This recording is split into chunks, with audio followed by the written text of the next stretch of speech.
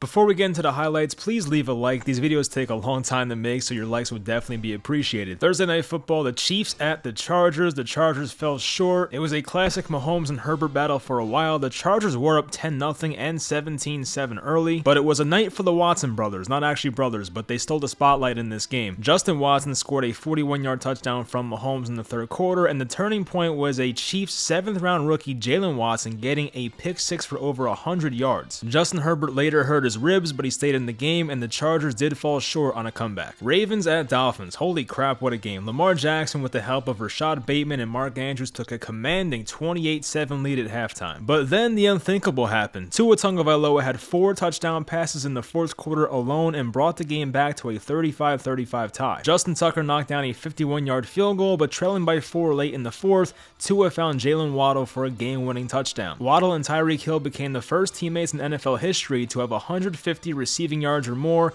and 2 touchdowns each in a single game. Tua had a breakout game with 469 passing yards and 6 touchdowns on the day. Jets at Browns. What if I told you the Browns had a 30-17 lead with 1 minute and 30 seconds remaining and the Jets had no timeouts left? You would probably think the Browns won that game, right? Well, the Browns had an epic collapse and the Jets won a game they had no business winning. Jets wide receiver Corey Davis got behind the defense and cut it to 6, but the Jets still had to recover an onside kick. And of course, they recovered it. Joe Flacco led the Jets downfield to rookie Garrett Wilson, who caught a game-tying touchdown with 25 seconds left. Greg Zuerlein knocked in the extra point, and the Jets pulled off an improbable victory. 10th overall pick Garrett Wilson had over 100 yards and 2 touchdowns, and rookie Breece Hall even scored his first touchdown as well. Commanders at Lions. The Lions jumped out to a 22-0 lead, and then Carson Wentz became garbage time Jesus and brought the Washington Commanders back. Despite the number 2 overall pick Aiden Hutchinson having 3 sacks, the Commanders cut it to a 9-point game, but a missed extra point by Joey Slye pretty much ended any hope of a comeback. Jared Goff had 4 touchdowns with no turnovers, and Amon-Ra St. Brown is emerging as one of the best young receivers in football with another huge game. Both teams are now 1-1. Colts at Jaguars. Holy crap, the Colts are atrocious. They were missing 3 key players in this game, I get that, but that's no excuse to be shut out by the Jaguars. Matt Ryan failed to reach 200 yards and threw 3 interceptions while taking 5 sacks. The Colts offense is very concerning, and Ryan looks horrible so far. The Jags offense was a couple of Christian Kirk touchdowns, and James Robinson had a 37-yarder as well. Trevor Lawrence had a very solid game, something that the former number 1 pick needs to build on. Buccaneers at Saints. It would not be a Saints-Bucks game without Tom Brady getting triggered and Mike Evans body slamming Marshawn Lattimore, but we got it all. Now Mike Evans is suspended next week versus the Packers. Not a good game to miss. This game had a baseball score of 3-3 throughout most of it, but midway through the fourth quarter,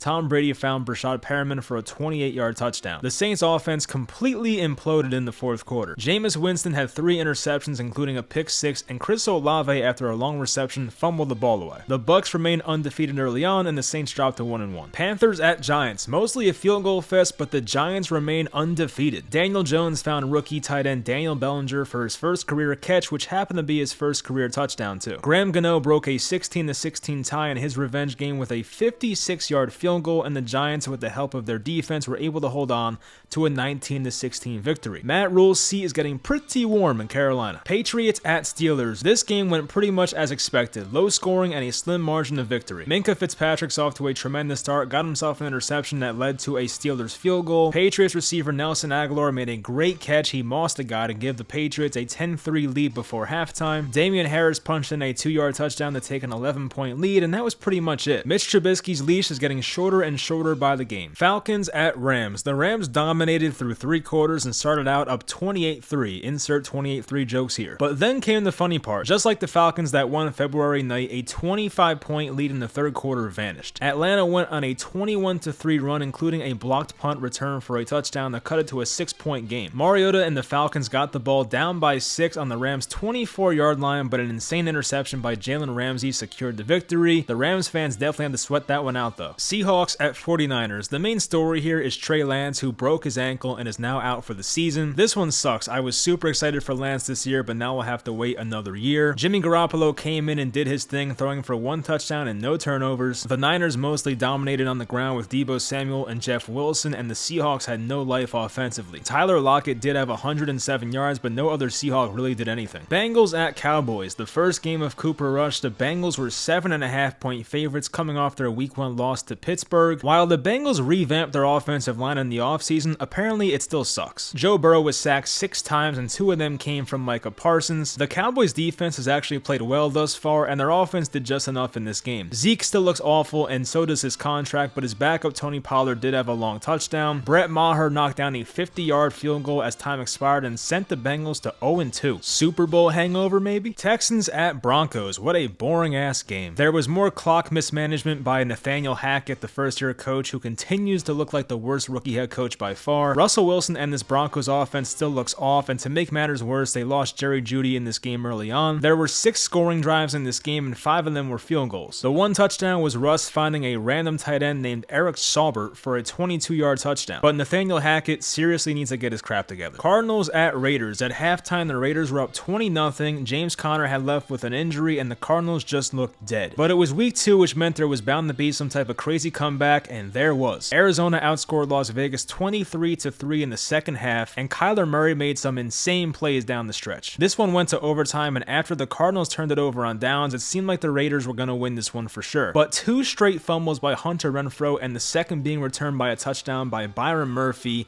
gave the Cardinals a game winner. A heartbreaker for the Raiders, who now fall to 0-2. Bears at Packers. Chicago started up 7-0, but soon after the Packers turned it on and gashing them on the ground with Aaron Jones. Jones had 2 touchdowns and had 132 yards on 15 carries. Aaron Rodgers rebounded with a 2-touchdown performance, and Sammy Watkins led the pack in receiving with 93 yards. Chicago, we think, got stopped on the 1-yard line. It looked very close, and I don't even know if he scored or not, but the call stood and the Packers got the ball back, and that was pretty much it. Both teams are now 1-1. The Tennessee Titans got absolutely violated on Monday Night Football. The Buffalo Bills were up 41-7 at the end of 3. Josh Allen had 300 passing yards, 4 touchdowns, and Stephon Diggs had 3 receiving touchdowns with 148 yards. The Titans special teams muffed 2 punts with 2 different punt returners. It was that kind of night. The final game, the Vikings were on the road at Philadelphia, and the Philadelphia Eagles put up a great performance offensively and defensively. Darius Slay did a tremendous job on Justin Jefferson. Slay had 2 interceptions in this game. Kirk Cousins continues to not get it done in prime time. He was awful. He had 3 interceptions in this one. And Jalen Hurts, for the second week in a row, he looked very impressive himself. I'd hate to say it, but the Eagles are definitely a top 5 team in the NFC right now. That'll do it for the video. Hopefully you guys enjoyed. If you want this next week, let me know in the comments, and I'll talk to you guys next time.